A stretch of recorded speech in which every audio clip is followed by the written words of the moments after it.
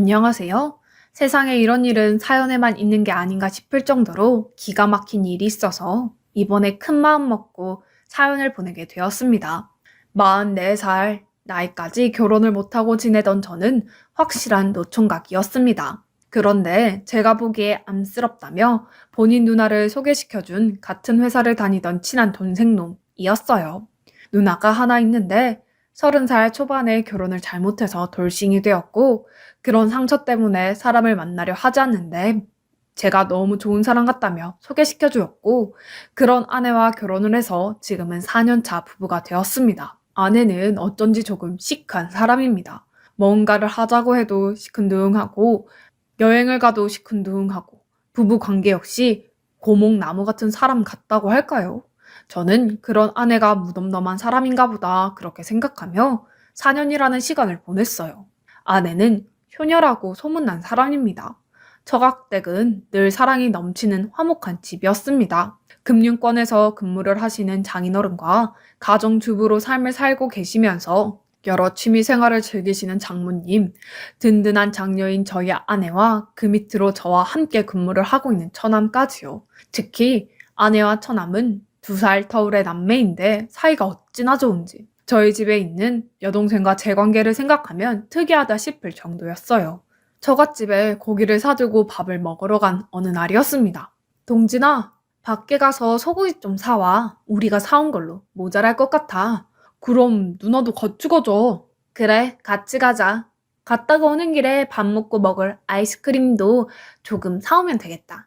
엄마, 우리 갔다 올게. 처갓댁에 가면 꼭 저를 혼자 두고 두 남매는 사라져버리고 그런 두 사람을 흐뭇하게 바라보는 장모님을 따라 부엌으로 가서 식사 준비하는 걸 도왔고 장모님께서는 회사 일을 물어보더라고요. 그러면서 처남도 여자친구가 있다는데 결혼 생각이 없어 보이니 이러다 손주도 못 보고 죽는 거 아니냐며 우스갯소리로 이야기를 했습니다. 저희 부부는 나이가 있어서 그런지 결혼 후 3년이 지나서까지도 아이가 생기지 않아 적절히 고민하고 있었어요. 정말 모든 게 다 완벽한 결혼 생활 중 단 한 가지 문제가 있다면 그게 바로 이세 계획이었으니까요. 그러다 얼마 전 일하고 집으로 돌아오니 불이 꺼져 있고 식탁에는 작은 상자가 놓여 있었습니다. 그 상자를 보니 안에는 임신 테스트기가 있었고 그 테스트기에는 선명한 두 줄이 있었어요. 몇 번이나 해본 건지 상자 안에는 테스트기가 몇 개가 짜여 있었습니다.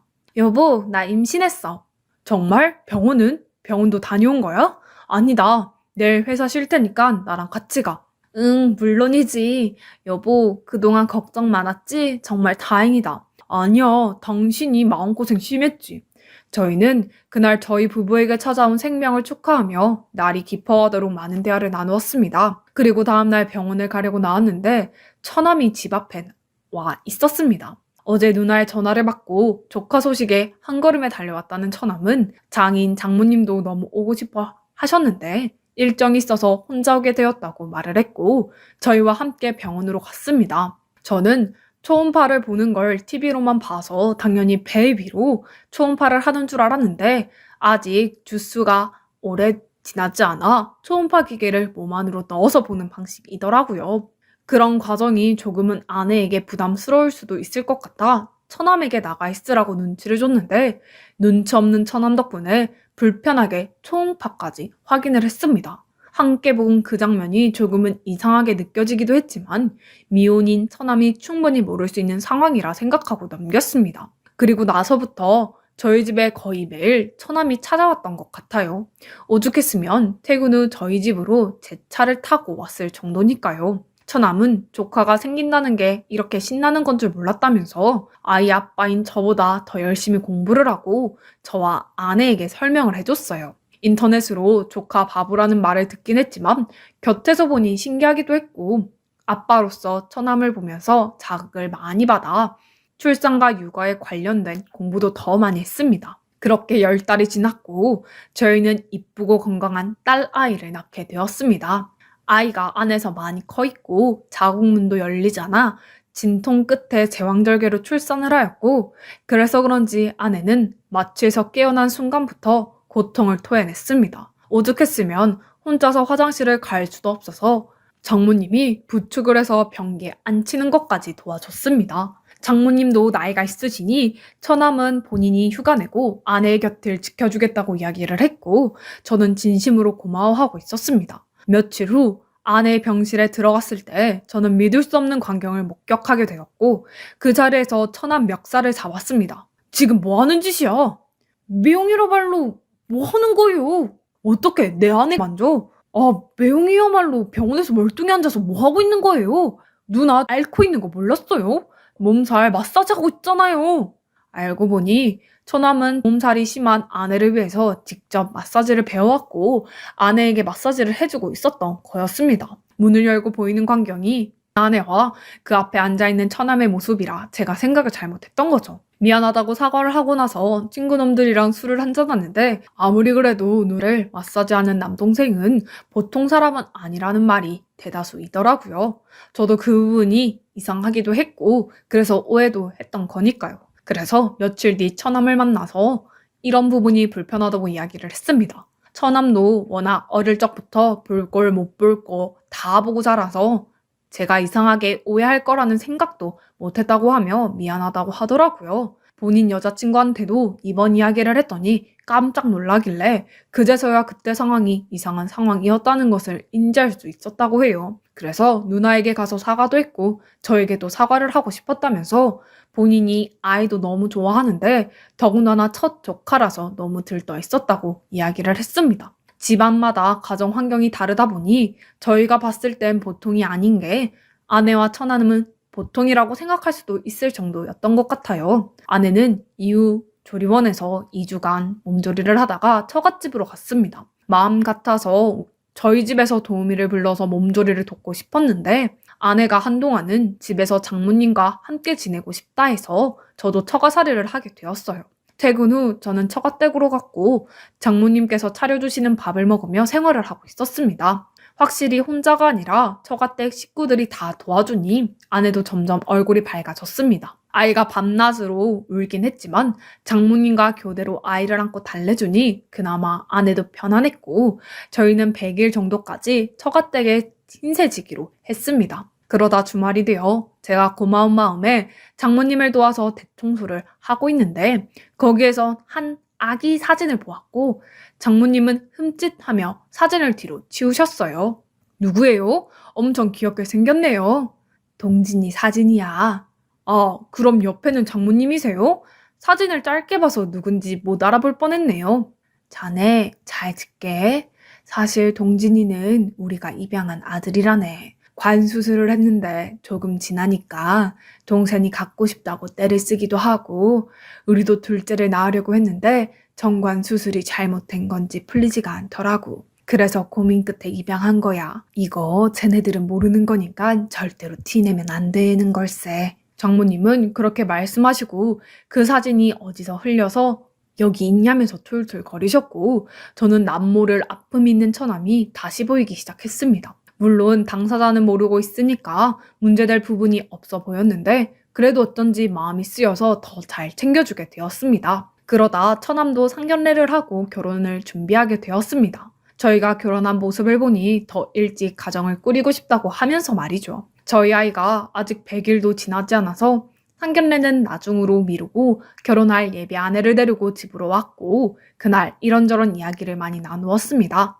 예비 아내가 될 사람은 엄청 밝으신 분이었고 처남과 데이트를 했을 때랑 프로포즈를 받았을 때 그리고 처남이 얼마나 본인 집에 잘했는지 그런 이야기를 하고 있었고 장인 장모님도 허허거리면서 재미있게 이야기를 듣고 있었는데 유난히도 아내의 표정이 어두웠고 저는 곧 아내를 데리고 방으로 가서 무슨 일이냐고 물어봤는데 그저 젖이 멈춰서 아프다면서 저를 내쫓듯이 내보냈고 아내는 그렇게 방에서 한참을 나오지 않았습니다. 처남이 예비 아내를 집에 데려다주고 다시 처가댁으로 돌아왔고 저는 같은 남자로서 술이라도 한잔하면서 축하해 주려고 했는데 아내가 득달같이 나와서 처남의 손을 낚아채 밖으로 데리고 갔어요.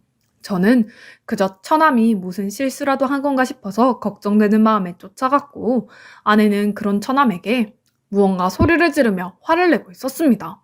여보, 뭐 하는 거야? 놔! 이놈은 맞아야 돼. 왜 그러는 건데? 하다 예전에 만났던 여자랑 똑 닮은 애를 우리 집에 데려와? 네가 제정신이냐? 알고 보니 처남이 예전에 좋아했던 여자가 있었는데 그 여자랑 비슷하게 생긴 사람을 만나서 연애 중이고 결혼까지 생각하고 있다는 말이었습니다. 저는 처음에 개인적인 사생활이니 깊게 관여하고 싶지 않았지만 아내는 그 여자친구랑 친하기라도 했던 건지 계속 화를 내고 있더군요. 처남은 그저 맞고만 있었고 저는 그런 아내를 이끌고 집으로 들어갔습니다. 그리고 집으로 돌아갔다가 찝찝한 마음에 밖에 나와서 담배를 한 대 피우고 집으로 올라가니 처남이 저희 아이를 끌어안고 울고 있는 게 아니겠어요? 처남, 지금 뭐 하는 거야? 애 불편하게. 마음이 심란해서 그래요. 위로받고 싶어서.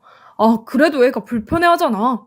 그리고 그런 처남을 떼어내려 하자 아내는 그저 내버려 두라고 했고 저는 조용히 방을 나왔습니다. 어쩐지 처음에 결혼 문제로 큰 바람이 불 것만 같은 생각이 들었고 아내도 계속 기분이 좋지 않아 보였기 때문이에요. 그런 모습들을 보고 있으니 저도 마음이 복잡했습니다. 문 앞에 쪼그려 앉아서 방에 들어가지도 그렇다고 나가지도 못하고 있었는데 방 안에서 작게 소리가 들려왔습니다. 내가 아빠야. 아빠가 미안해. 그만해. 밖에 들리면 어쩌려고 그래. 당당할 수 없는 걸까? 절대로 그렇게 안 돼. 정신 차려. 나는 네가 지금도 저놈이랑 같이 생각하면 머리에 피가 솟구치는 느낌이야. 어쩔 수 없다는 걸 알잖아. 받아들이고 살던지 우리가 헤어지던지. 당장 문을 열고 들어가서 두 사람을 두들겨 패는 게 맞는 것 같기는 한데 정작 그 상황이 되니까 저는 더욱 숨죽이게 되었고 그저 가만히 있을 수밖에 없었습니다. 그 뒤로 서로는 말을 아꼈고 저에게 들리지 않았습니다. 그 순간 갑자기 생각난 것이 처남이 입양아라는 사실이었어요. 설마 두 사람이 입양아인 거 알고 있었고 그래서 만나는 거라면 문제가 심각하다는 생각이 들었습니다. 저는 조용히 처남의 방으로 갔고 뭐에 홀린 것처럼 방을 뒤지기 시작했습니다. 그러다 잠겨있는 서랍 하나를 발견했고 그 자리에서 뜯어내려다가 이내 이성의 끈을 잡고 거실로 나왔죠. 그 다음날 회사에 휴가를 냈습니다. 장인 장모님과 아내에게 분위기 좋은 식당을 예약했으니까 편하게 가서 기분이라도 전환하고 오라고 했습니다. 점심 무렵 처가댁에는 아무도 없었고 저는 마음 편히 집을 뒤지기 시작했습니다. 처남의 방 서랍에는 편지들이 있었고 아내와 연애할 때 주고받은 편지들 같았습니다. 그리고 그것은 아내의 방 서랍에도 같이 들어있더군요. 편지 내용을 조합해보니 처남은 고등학생 때 우연히 장인어른의 말실수로 입양아인 것을 알게 되었고 사이가 좋던 아내가 그런 처남을 다독여주다가 연인 사이로 발전한 것 같아 보였습니다. 그러니까 고등학교 때부터 거의 10년 가까이 드는 시간을 가장 가까운 곳에서 가장 은밀하게 만남을 한 것이었죠. 그 편지들 속에는 제가 아내와 결혼할 무렵 처남이 쓴 편지도 있었어요. 꼭 이렇게까지 해야 마음이 편안하는 이야기를 하면서 사랑 없이 사는 게 무슨 의미가 있냐는 이야기였습니다. 분명 저에게 아내를 소개시켜준 게 처남인데 내용을 보니 더 혼란스럽고 처남의 의도는 아내가 너무 남자와 안 만나고 집에서 있으니까 남자친구를 만나는 척이라도 하라고 저를 소개시켜 준 거라고 합니다. 제가 모질이 같아 보이니 호구처럼 곁에 주라는 거였죠. 그렇게 와이프는 안전하게 처남과 만나기 위해 그러니까 위장 결혼을 한 겁니다. 두 사람의 관계의 안정성을 위해서요. 예전에도 와이프는 이러한 이유로 결혼을 했었고 사랑하지 않는 사람과 결혼을 한 것이다 보니 부부관계가 원만하지 못해서 결국 이혼까지 한 거였습니다. 그 편지들을 차례대로 읽어보니 그냥 술술 연결이 되더군요. 둘 다 감성적인 사람인 건지 참 많은 이야기를 나눴더군요. 마음이 너무 심란하고 힘들었고 화가 났습니다. 마음 같아서는 장인 장모에게 따지고 결혼도 없던 일로 하고 싶었어요. 그리고 그 순간 어젯밤 처남이 했던 말이 귓가에 맴돌았어요. 아빠가 미안해 라는 말이요. 저는 사실 결혼 이후 아내와 관계를 할 때 피임을 한 적이 없습니다. 앞서 말씀드린 것과 같이 아이를 기다리고 있었기 때문이죠. 그래서 아이는 제 아이가 맞다고 생각을 하고 있었습니다. 혹시나 하는 마음에 아이의 머리카락을 조금 잘라서 유전자 검사를 맡기고 두 사람을 지켜보았는데 제가 모를 때는 보이지 않던 모습들이 많이 보였습니다. 소파에 앉아서 TV를 볼 때 자연스럽게 옆자리에 앉는다거나 그리고 아이를 자연스럽게 안고 달래고 같이 사진을 찍고 그 전에 그저 사이좋은 남매로 보였던 것들이 제가 없다고 생각하면 정말 아이 아빠 같더라고요. 심지어 아이의 물건들도 엄청 많이 사줬으니까요. 저는 조카 바보라고 생각했는데 그런 모습들이 딸 바보의 모습일 수도 있다고 생각하니 소름이 쫙 돋았습니다. 그리고 얼마 뒤 유전자 검사가 나왔는데 제 아이가 아니었습니다. 혹시나 하는 마음에 처남의 머리카락도 같이 보냈는데 처남의 아이가 맞더군요. 어떻게 이런 일이 있을 수 있는 건지 이성적일 수 없었습니다. 그렇게 예뻐 보이던 딸아이도 그 사실을 알고 나니 더 이상 이뻐 보이지도 않고 꼴도 보기 싫더군요. 그리고 얼마 뒤 처남은 결혼을 하게 되었고 큰 호텔을 빌려서 결혼은 진행이 되었어요. 예식장 안에는 하객들이 있었고 장인, 장모님과 저는 손님을 맞이하느라 눈코 뜰 새 없이 바빴습니다. 아기와 와이프는 뚱한 표정으로 결혼식이 시작되기만을 기다리고 있었고 화려한 결혼식이 시작되었어요. 처남과 같은 회사를 다니다 보니 낯익은 손님들도 많았고 처남도 한껏 상기된 표정이었습니다. 사회자의 신호에 맞춰서 환호 속에서 처남이 입장을 완료했습니다. 두 사람은 주례를 듣고 여느 결혼식과 같은 평범한 결혼식이 진행되고 있었고 드디어 기다리던 축가 시간이 다가왔습니다. 처남은 직접 축가를 준비했기 때문에 신부에게서 조금 떨어져서 노래를 부를 준비를 했습니다. 그리고 화면에 뜬 사진이 보였고 식장은 술렁이기 시작했죠. 그 화면에 보이는 것은 두 사람의 연애 편지였어요. 화면이 크니까 처음에는 사람들이 이게 무슨 상황인지 모르고 있다가 제가 준비한 영상이 떨어지니까 갑자기 소란스러워졌습니다. 그 영상은 저희 아이를 보기 위해서 집에 설치해둔 CCTV에 찍힌 모습이었어요. 두 사람은 사이좋게 끌어안고 누워서 아이를 보고 있었고 누가 봐도 한 가족의 모습이었습니다. 물론 입을 맞추는 장면만 없었다면 사이좋은 남매로 보일 수도 있었겠지만 친남매 사이에 말도 안 되는 일이죠. 당황한 처남은 이게 무슨 일이냐고 당장 끄라며 소리를 질렀습니다. 그 순간 예비 신부가 처남의 뺨을 때렸어요. 누나라는 사람이랑 그렇게 사니까 좋냐며 자기는 허수아비였냐며 너도 너희 매형처럼 나를 그냥 방패막이로 쓸 생각이었냐고 말하고는 그렇게 예비 신부는 자리를 떠났고 처남은 저에게로 와 주먹을 날렸어요. 저에게 욕을 하면서 이게 무슨 망신이냐고 당장 해명을 하라길래 저는 처남을 밀쳐내고 말을 이어갔습니다. 여기 앞에 있는 처남과 제 와이프가 고등학교 때부터 만나던 사이라고 합니다. 이게 대한민국에서 있을 수 있는 일 맞나요? 아니 그렇다고 하더라도 어떻게 결혼까지 하냐는 말입니다. 장래는 걷잡을 수 없이 술렁이기 시작했고 아내는 곁에서 저를 뜯어 말렸어요. 처남은 그런 게 아니라며 사람들에게 이야기를 했고 저는 그런 처남을 보고 있으니 어처구니가 없었어요. 그리고 그런 상황 속에서 아내는 아이와 함께 식장을 빠져나갔고 나중에서야 처남은 명예훼손으로 고소할 거라면서 허둥지둥 직장을 벗어났습니다. 결혼식을 보러 온 친척들과 지인들은 이게 무슨 일이냐며 저마다 한마디씩 하고 사라졌고 모두가 빠져나간 결혼식장은 장인 장모님만 망연자실하게 앉아 있었을 뿐이었습니다. 저는 그런 장인 장모님을 뒤로한 채 조용히 밖으로 나왔고 저를 기다리고 있는 처남의 예비 신부 아니 파혼녀를 만났어요. 그 자리에서 저는 그녀에게 수고비를 송금했고 식장 안의 하객들과 부모님 역할 대항한 분들에게 보수를 송금했습니다. 제가 아무리 곰곰이 생각해봐도 꼭꼭 숨기고 있던 비밀을 터뜨리는 것만이 저에게 할 수 있는 보상이고 깨끗한 척 보통 사람들 속에 섞여 살아가려는 두 사람에게 할 수 있는 벌이라고 생각했어요.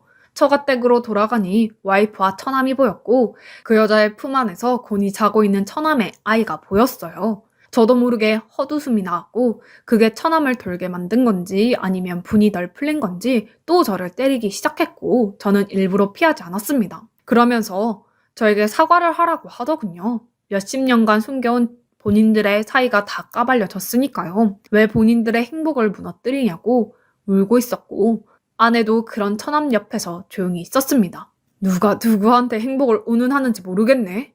지금 그게 뭐가 중요해? 내가 매형한테 돈이든 뭐든 주려고 했어. 그런 돈 안 받고 싶고 어떻게 이럴 수 있어? 당연히 내 아이지. 당신이 아내 할 때는 누나가 피임을 했으니까 멍청한 당신은 몰랐겠지만 당신은 그냥 기둥 서방일 뿐이야. 그리고 그 많은 사람들 앞에서 망신 줬다고 몇 가지 집만 챙겨서 집으로 돌아왔고 얼마 뒤 명예훼손죄로 500만 원 벌금형을 받게 되었습니다. 그건 중요하지 않아요. 당연히 알아본 부분이었고 각오한 부분이었으니까요. 저는 그리고 바로 이혼 소송을 했습니다. 당연히 그 사람들이 저 농락한 만큼 위자료도 크게 받았고 정신적인 손해배상도 받아냈습니다. 지금 상간남 소송도 진행 중이고요. 아이는 제 아이가 아니기도 하니 아내에게 키우라고 했습니다. 얼마 뒤 처남은 퇴사를 했고 같은 직장 동료에게 소식을 전해드릴 수 있었는데 처가댁에서 쫓겨나기라도 한 건지 혼자 살고 있더라고요. 차마 아기랑 엄마를 쫓아낼 수는 없을 테니 어찌 보면 당연한 결과일지 모릅니다. 그리고 그런 처남이 얼마 전 키즈 카페를 창업했다는 소리를 들었어요. 제 인생을 송두리째 바꿔놓은 그 사람이 잘 먹고 잘 사는 꼴을 두고 볼 수가 없었습니다. 더군다나 그 키즈 카페는 저희 집 근처에 있었고 전처까지 저희 동네를 오고 가며 제 눈에 보이기 시작했으니까요. 저희 동네 키즈 카페가 없었다 보니 장사는 제법 잘 되는 것 같았습니다. 그러던 중 지인이 퇴사를 하고 사업을 하려고 한다는 소식을 들었고 저는 그 친구와 함께 사업을 하기로 했습니다. 바로 그 인근에 더 크고 다양한 놀이시설이 있는 키즈 카페로요. 특히 그 친구가 요식업 쪽에서 일을 하고 있었기 때문에 손님들이 사 먹을 음식들을 잘 관리했고 홍보도 열심히 하여 운영했습니다. 저희 가게는 6개월 만에 처남의 가게 매출을 넘어서게 되었습니다. 나중에 소문으로 제가 운영하고 있다는 걸 듣기라도 한 건지 처남은 득달같이 저희 가게로 찾아왔습니다. 당신 뭐 하는 짓거리야? 복수라도 하겠다는 거야? 주인이랑 동업하는 건데 무슨 상관이야? 이렇게 가까운 자리에서 같은 가게를 하는 게 의도적인 게 아니라고? 영업 방해하지 말고 가. 진짜 치졸하게 왜 이래? 예전에 내가 사과했잖아. 사과? 내 와이프랑 사이 좋은 남매인 척하면서 내 뒤에서 둘이 만나고 있었던 거? 네 애를 내 애라고 속인 거? 뭘 사과했다는 거야? 그 이야기를 여기서 뭐 하러 하는 건데? 아침부터 영업 방해로 신고하기 전에 나가. 처남은 난동을 부리다가 출동한 경찰에게 끌려갔고 저는 그날 있었던 손님들에게 서비스를 제공해서 상황을 무마시켰습니다. 그런데 소문이 참 무섭게도 그날 왔던 손님들이 저에게 이리저리 몇 가지를 물어봤고 저는 가볍게 대답을 해줬어요. 얼마 뒤 지역 커뮤니티에 처남과 저에 관련된 글이 올라왔고 아마 저희 동네에 사는 사람이라면 어느 집안인지 다 알아볼 수 있을 정도로 자세히 적혀 있었습니다. 그리고 그 여파는 일파만파로 퍼져서 걷잡을 수 없이 퍼져갔고 저는 매출이 크게 늘거나 한 건 없는데 처남의 키즈 카페는 손님이 반으로 줄었다고 했습니다. 특히 그 소문을 보고 저를 저격하려는 듯한 글을 썼는데 그 글이 여론을 더 안 좋게 만들었어요. 얼마 뒤 이혼한 아내가 가게를 찾아왔고 저에게 이런 유치한 복수는 그만하라고 하더군요. 사실 처음 시작은 제가 사는 동네에 처남과 전 아내가 오는 게 싫어서였지만 친구와 동업을 시작한 부터는 저에게 생업이 되었습니다. 그러면서 하는 말이 아이는 잘 크고 있고 그래도 그동안 아이의 아빠로 지내왔으면 적어도 아이에게 피해갈 일은 하지 말아달라고 하더군요. 처남의 가게가 어려워지면서 대출까지 해서 근근히 유지하고 있는 중이라 정말 힘들다고 하면서요. 저는 그 여자와 이혼을 하던 그 순간 그 아이의 아빠이기를 포기한 사람입니다. 다만 제 둥지에 알을 낳고 간 뻐꾸기처럼 제 새끼인 줄 알고 뻐꾸기 새끼를 키워준 죄밖에 없는 거죠. 조금은 모질게 들릴 수도 있지만 전 이혼한 순간부터 자식 같은 건 없었다고 말하고 그 여자를 끌어냈습니다. 며칠 전 처남의 가게는 폐업을 하게 되었습니다. 제가 처남의 가게 앞에서 장사를 한 지 2년 만이었어요. 제 눈앞에서 망하는 모습을 보니까 얼마나 속이 시원하던지 저는 장사가 잘 되어서 분점을 내려고 준비 중입니다. 몇 년간 저를 힘들게 하는 일이었지만 지나고 나면 조금 더 성숙한 저를 발견할 수 있겠지만 꼭 그 두 사람은 앞으로도 좋지 않은 일들만 가득하길 바라봅니다. 솔직히 말하면 세상의 도를 넘는 그 년놈들의 사태에 제가 몇 년간 많이 힘들었어요. 복수를 한다고 해도 마음이 편했겠나요? 이런 막장 사건을 친구에게 말하는 것조차 창피해서 동창회도 못 나가고 얼마나 속이 문드러져 있는지 몰라요. 그래도 친구와 동업하면서 일에 집중하고 살다 보니까 그게 다 옛날 일이 되고 제 할 일에 집중하니 어느새 전 아내와 처남도 그냥 쓰레기 같은 내 인생에 잠깐 스쳐 지나간 그런 폐기물이구나 하고 넘기게 되었습니다. 하늘의 뜻인 건지 처남은 일도 완전히 망하고 막장 사생활로 아내도 주변 지인들에게 안 좋은 소문이 싹 퍼져서 얼굴 못 들고 동네 밖으로 한 걸음 나오지도 못하니 나름 복수를 시원하게 했다고 생각합니다. 세상에 남자 여자 많고 사람들도 많은데 왜 하필 그딴 더러운 짓을 하는 것인지 모르겠습니다. 사랑에 빠지면 인지사고가 마비가 되나 봐요. 전부 그게 무슨 소용입니까? 양심적으로 살아야지요. 사람들한테 손가락질 받으며 하는 사랑이 무슨 의미가 있는지 모르겠습니다. 하여튼 제 사연 들어주셔서 감사합니다.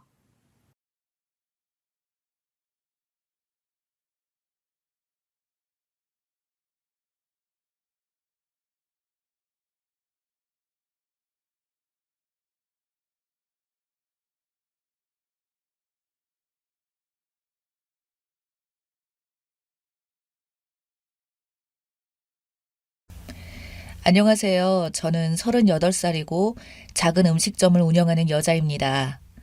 남편은 40살이고 3년 전에 결혼해서 지금까지 딸 둘 낳아서 잘 살고 있어요. 최근 시댁 때문에 혈압이 올라서 태어나서 처음으로 바닥에 주저앉아 봤어요. 연속극 같은 곳에서 보면 충격적인 일이 생길 때 배우들이 뒷목 잡고 쓰러지잖아요.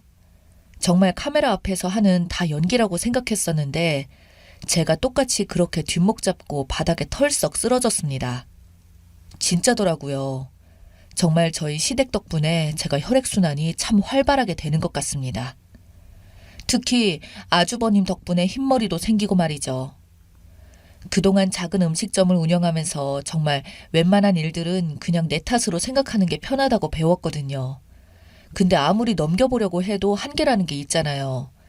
그날은 그 한계가 부서지는 상황이었습니다. 시어머님이 저에게 전화하셔서는 또 제 남편을 부르셨습니다. 저희도 가게를 매일 운영하고 있는데 말이에요. 남편을 부른 이유가 바로 저희 아주버님 때문입니다. 정말 대단한 아주버님이시거든요. 나이 36살 될 때까지 여자 한 번 만난 적 없으셨다가 정말 간신히 결혼까지 했는데 그 과정도 참 대단했습니다. 어느 산골에 있는 이름 없는 대학을 졸업한 아주버님은 대학에서 어떤 걸 전공하셨는지는 모르겠는데 산에서 일하겠다며 살림을 관리하는 일을 하고 있었습니다. 툭 까놓고 말해서 여자들이 좋아할 만한 직업은 아니죠. 제 남편과 아주버님의 나이 차는 2살 차이고요. 제 남편이 30살에 결혼을 해서 저는 거의 5년 동안 맏며느리처럼 시댁에서 시달렸습니다. 그러면서 아주버님이 결혼하는 과정을 자세히 알 수 있었고요. 참 기가 막혔네요. 시어머님은 장남에 대한 사랑이 정말 대단하십니다. 저도 딸 둘 낳아 키우고 있지만 첫째랑 둘째가 사실 조금 다르게 와닿긴 하는데 크게 더 좋고 이런 건 없거든요. 첫째는 첫째라서 좋고 둘째는 막내라서 좋고요. 형제는 뭐 다를 수도 있겠지만 어쨌거나 저희 어머님은 장남에 관한 일이라면 눈빛부터가 달라졌어요. 그래서 장남 장가 보내려고 난리를 치다가 그 동네에서 쫓겨날 뻔했다던 얘기까지 하셨습니다. 좋은 신부감을 찾겠다고 아들 직업까지 사기쳤는지 어느 날은 뜬금없이 20대 후반 여자를 찾겠다고 하시면서 심지어 직업이 초등학교 교사라고 하더라고요. 사람을 직업이나 나이로 보는 건 아니지만 좀 안 맞잖아요. 그때 제가 옆에서 또 너무 놀라서 아니 직업이 선생님이에요? 라고 이야기했고 시어머님은 저에게 소리를 지르시며 내 아들이 어디가 어때서? 라고 하셨네요. 사실 그때부터 뭔가 석연치 않긴 했었습니다. 그러다가 난리가 났고요. 선자리에 나간 아주버님은 1시간 만에 집에 돌아오셨고 그 여자를 소개해준 아주머니가 직접 찾아오시면서 그날 시어머니랑 서로 소리를 지르면서 싸우시더라고요. 그 뒤로도 자주 아주버님의 선자리를 잡으셨는지 동네 사람들을 피해 다니시다가 이사까지 하셨습니다. 그러다가 나중에는 시어머님은 장례식장까지 다니며 뭔가 잘 되어서 아주버님이 힘겹게 결혼을 하게 되었어요. 맏며느리가 집에 들어왔으니 저는 좀 편해질 줄 알았거든요. 근데 그때부터 제가 혈액순환이 엄청나게 되더라고요. 새로 들어온 형님도 보통이 아니었고요. 아주버님은 직장까지 그만두게 하고서 사업을 하겠다고 했어요. 사업 자금은 당연히 없었고 시댁에 다 해줬습니다. 제가 그때부터 슬슬 짜증이 나기 시작했습니다. 저도 아니 제 남편도 개인 사업을 하고 있는데 저희에게는 단 한 푼도 보태주신 적이 없었거든요. 인테리어를 좀 바꾸고 싶어도 돈이 없어서 못하고 있었는데 그 돈의 몇 배가 되는 돈을 시댁에서는 장남 사업하라고 아무렇지도 않게 주셨고 그렇게 2년 만에 정말 완전히 망해버렸어요. 가게가 불에 타버렸어도 그보다는 덜 망했다고 느껴질 만큼 완전히 바닥까지 망했어요. 그리고는 다른 사업을 하겠다고 하자 이번에는 사업 자금을 흔쾌히 주시더라고요. 이번엔 집 담보까지 걸고 돈을 빌려서 사업 자금을 만들어 주시는 것 같았어요. 저는 그 모습을 옆에서 지켜보며 또다시 급격한 혈액순환이 되기 시작했습니다. 이번에는 아주버님이 음식점을 한번 차려보겠다고 하더니 제 남편을 2달 가까이 데려다가 부려먹더라고요. 일 배운다는 명목으로 남편을 거의 주방장처럼 일을 시켰고 그렇다고 월급을 준 적이 없었고요. 아주 호구처럼 당했습니다. 근데 세상 참 원망스러운 게 음식점이 대박이 났습니다. 저희 음식점하고 메뉴부터 모든 게 다 똑같이 만들었는데 갑자기 대박이 나서는 나중에는 앞건물로 확장해서 가게를 옮기더라고요. 시어머님은 난리가 났었고요. 우리 장남이 기어이 해낼 줄 알았다고 하시면서 저희가 가서 도와준 이야기는 전혀 없으시고 주구장창 장남이 대단하다는 이야기만 하셨습니다. 그렇게 가게가 대박이 나자 아주버님도 언제부턴가는 사람이 변하더라고요. 돈이 좀 생기니까 목소리도 바뀌고 분위기도 바뀌면서 이젠 정말 누가 봐도 사장님 같은 모습이 나더라고요. 예전에는 저희 부부에게 한마디도 못하셨던 사람이 이젠 잔소리도 슬슬 하셨고요. 정말 어처구니가 없었네요. 근데요, 남자가 돈이 많아지고 시간이 생기면 어쩜 그렇게 다 비슷한지 아주버님도 여자를 만나고 다니시더라고요. 40이 넘어서야. 이제서야 여자의 눈을 뜨셨는지 예전에 제가 알던 아주버님이 맞나 싶을 정도로 바뀌었습니다. 형님은 홀에서 가게를 운영하고 있었고 아주버님은 주로 주방에 계시다가 어느 순간부터는 사람을 쓰더니 프랜차이즈를 낸다며 사람들을 만나러 밖으로 다니셨습니다. 그러면서 저희 부부에게도 자기 프랜차이즈를 해보라고 가족이니 더 잘 챙겨주겠다고 하셨어요. 저는 남편에게 그냥 굶어 죽으면 죽었지 거기 밑으로는 못 간다고 했어요. 그러다가 제가 잘 아는 음식점 주인이랑 만나시는 것 같았습니다. 거기가 예전에 돈가스를 하던 곳이었는데 여사장이 운영하는 곳이고 나이가 40 초반인데 체구도 작고 얼굴도 엄청 동안이라 그 나이로 안 보였어요. 그런데 아주버님은 프랜차이즈를 차리러 오신 게 아니라 두 집 살림을 차리러 오는 것처럼 꾸미고 다니셨어요. 그러다 어느 날 형님에게 전화가 왔어요. 아주버님이 요즘 저희 가게에 자주 가는 것 같다고 프랜차이즈에 관심 있냐고 물어보시더라고요. 그러면서 저에게 엄청 거만하게 지금 얼마 모았냐고 자기네는 매출이 얼마 나온다면서 가게 자랑을 한참을 늘어놓더라고요. 제가 웬만하면 아주버님 일은 관심 끄고 지내려고 했거든요. 근데 형님이 저렇게까지 혈액순환을 시켜주시니 저도 보답을 해야죠. 그래서 그냥 다 사실대로 이야기해줬습니다. 우리 가게에는 한 달 전에 딱 한 번 오셨고 그 뒤로 오신 적 없다고 프랜차이즈는 무슨 소리냐고 했어요. 그러자 형님은 그 지역에 프랜차이즈를 내려고 요즘 인테리어까지 알아보고 다니는데 그건 어디냐고 하길래 그건 우리 가게가 아니라 아는 언니네 가게라고 그 언니가 남자복이 없어서 혼자 힘들게 가게 운영했는데 차라리 잘 되었다고 손님도 거의 없었는데 이번에 하는 프랜차이즈 좀 잘 되었으면 좋겠다고 했습니다. 그리고 전화를 끊었는데 1분 만에 다시 전화 오더니 그 언니라는 사람이 누구냐고 어떻게 생겼냐면서 저에게 엄청 자세히 물어보시더라고요. 그래서 저는 최대한 아무렇지 않게 신경 쓰일 소리만 골라서 해줬습니다. 나이가 올해 40인데 처음엔 나보다 어릴 줄 알았다고. 직장인들 상대는 음식점이니 분위기랑 잘 어울릴 거라고 프랜차이즈도 대박 날 거라고 이야기하고는 끊어버렸습니다. 그리고 다음날 저희 형님이 우리 음식점으로 찾아왔습니다. 선글라스에 모자를 쓰고 와서는 저에게 계속 그 여사장에 관해서 물어봤어요. 저는 왜 그러시냐고 시치미를 떼면서 이쁜 사장님이라고 프랜차이즈 잘 될 거라고 격려까지 해줬고요. 아주 답답해 미치게 만들어줬습니다. 형님은 계속 저에게 무슨 이야기를 꺼내려고 했는데 제가 일부러 그 틈을 주지 않았어요. 괜히 저까지 나중에 뒤집었을까봐 저는 최대한 프랜차이즈 이야기만 하며 잘 넘겼습니다. 그리고 한 달 뒤 난리가 났습니다. 예전에 시어머님이 좋은 며느리감을 구해보겠다고 엄청 고생하셨더니 정말 대단한 며느리를 구하셨더라고요.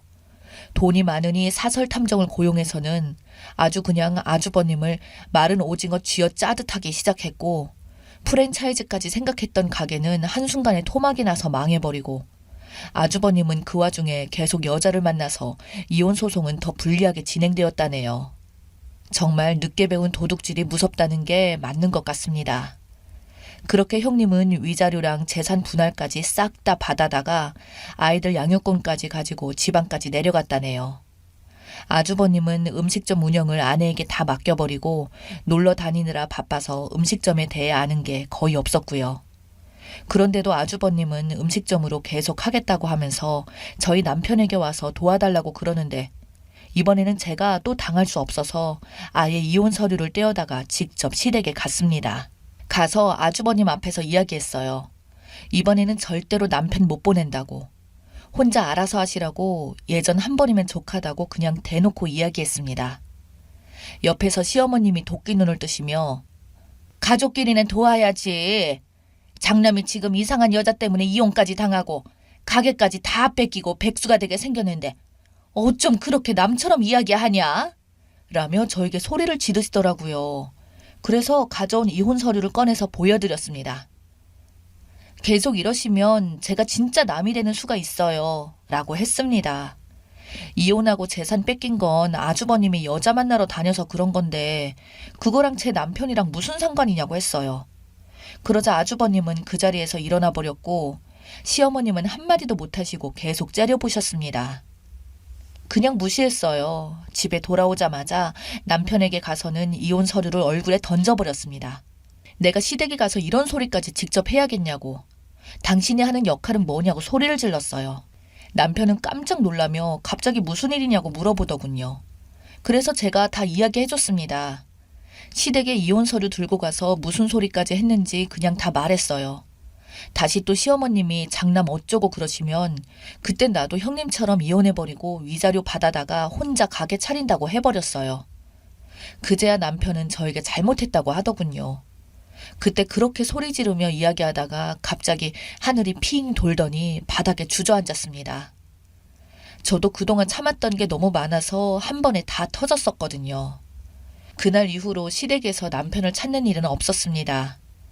아주버님은 가게를 알아보러 다니는 건지 또 여자를 만나다 다니는 건지 모르겠지만 아직 가게를 새로 오픈한다는 소리가 없네요. 이젠 관심 끊고 살려고요. 그때 가져온 이혼 서류는 잘 보관하고 있어요. 나중에 장남 어쩌고 하면서 시댁에서 부르면 저 대신 그 서류를 보내려고 합니다.